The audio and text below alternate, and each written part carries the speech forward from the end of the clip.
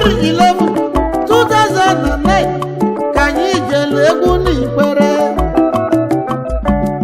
ka anyị zụta ime Nnamdi Nwoke Kọrọ, Mayor of Port Harcourt City Local Government, Chairman Rivers State Environmental Sanitation Services. Oyimote Mogo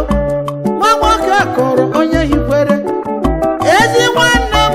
nke Chukwu debere m n'Ikwere. Onye ọma n'ala ekene maka ọlụ ọma.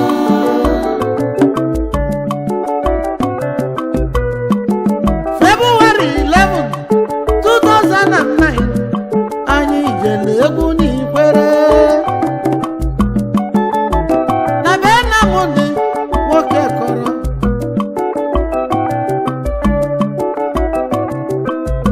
Anyị wetisi egwu wee kwado ka anyị na Nnamdi wee bulu Forerunner Limited wee bunye m si mụ bulu ya na be.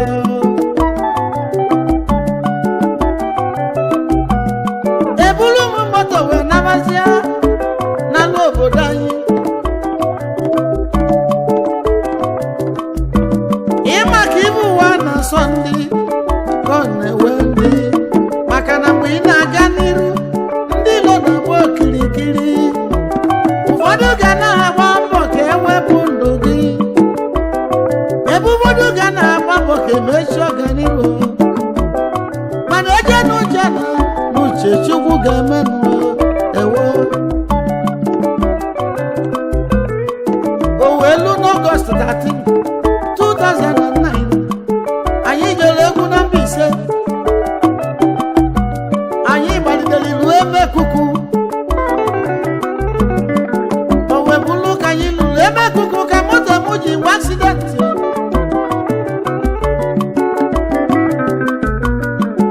Moto m ụjọ bụ onye mụ na ya jọ wee tie mwe bebe mwe na-eti mwe kpọwazịa ọkana ka nsi jee.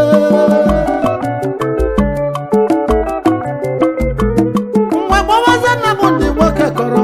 ezi oyibo na moto nwe yelu ma tipiego n'ụzọ eme kuku.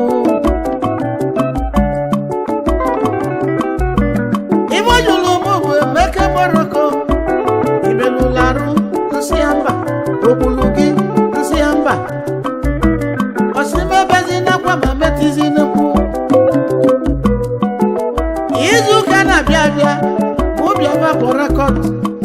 anyị welu eze Port Harcourt oshiriki na akwụkwọ Pathfinder webunye Moroko si bebezi nakwa ma metizi n'ekwu. Na mamara na ndị ilo m gbọrọgwụ wetinye na moto ka nwa, mana Nnamdi bụ onye nsọpụta. Egwu m onye mbe ewilo, onye mbe ewilo, egwu m onye mbe ewilo, onye mbe ewilo. Oyibo Nnamdi Nwoke Kọrọ, Ikwere one of Ikwere. Nnamdi Nwoke Kọrọ, Ikwere one of Ikwere. Obi elu m moto na-abụ Chukwu gọziri ya gọzi.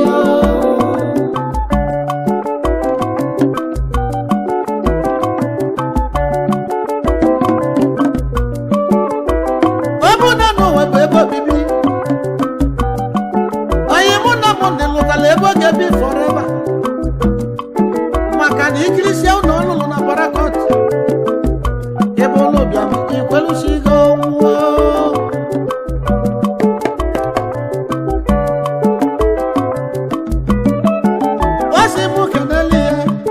Chief Barrister Nyesom Wike, Chief of Staff to Rivers State Government. Oh, Nnamdi Nwoke Kọrọ,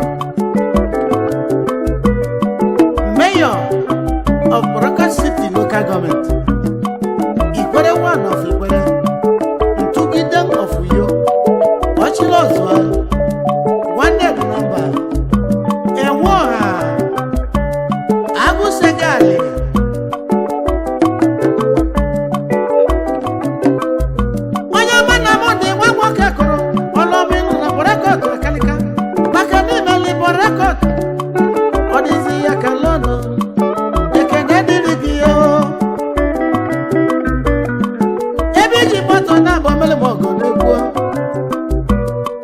ma enwere m na-edo ma enwere n'ụcha ibe ji enye ekene bụ egwu mayo na ala ekene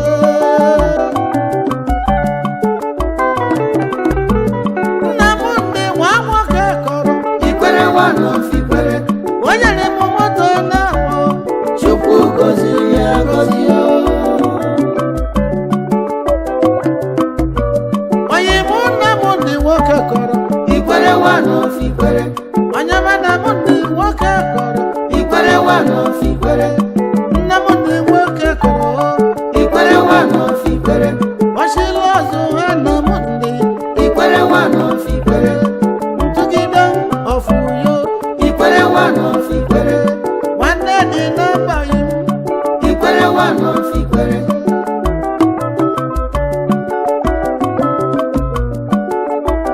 ekene dịrị nna m ndị nwoke kọrọ ezoghị ma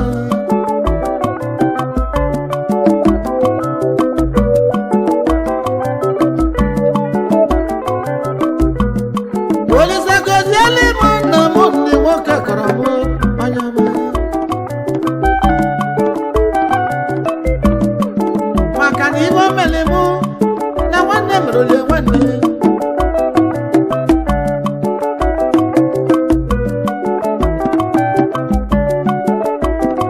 nna m ndị nwa nwoke kọrọ ikwere nwanọ fikwere nna m ndị nwa nwoke kọrọ ikwere nwanọ fikwere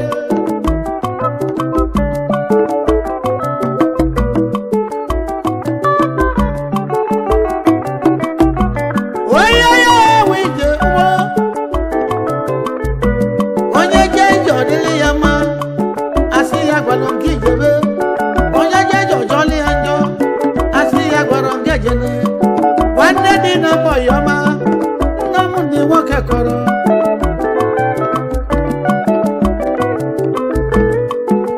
o nwere m ọzọ ga-emelụ gị na abụrụ ka Chukwu gọzie gị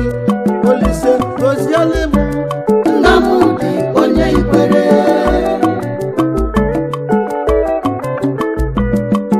onye moto na bụ mere m ọgọ Chukwu gọziri ya gọzi ọsị nwoke na-ele ihe His Excellency Rotimi Chibika echi the Executive Governor of Rivers State ọsị nwoke na-ele ihe His Excellency Ọjị Ụzọ Kalụ mmiri niile enyi ndị Igbo onye Honorable Ken Chikere Honorable Commissioner for Justice na Rivers State anyị na-ekenekwu Dean Chukwuemeka Odimegbochukwu eze Igbo gburugburu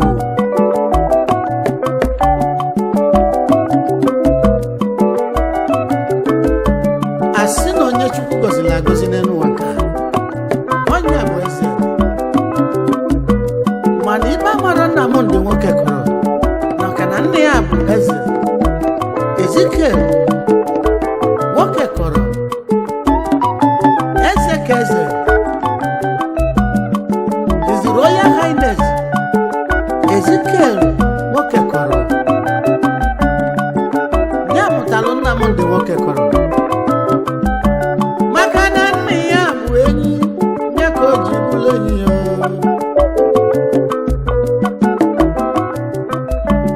omemma na-emela nwunye mma n'elu ụwa omejọ na-emela nwunye njọ n'elu ụwa nna m dị n'ele ekene nna m dị n'ele ekene onye ọma nna m dị nwoke kọrọ ikwere nwanọ fikwere onye na-eme moto na-abụ Chukwu gọziri ya gọzi oyibo nna m ndị nwoke kọrọ ikwere nwanọ fikwere onye na-eme moto na-abụ Chukwu gọziri ya gọzi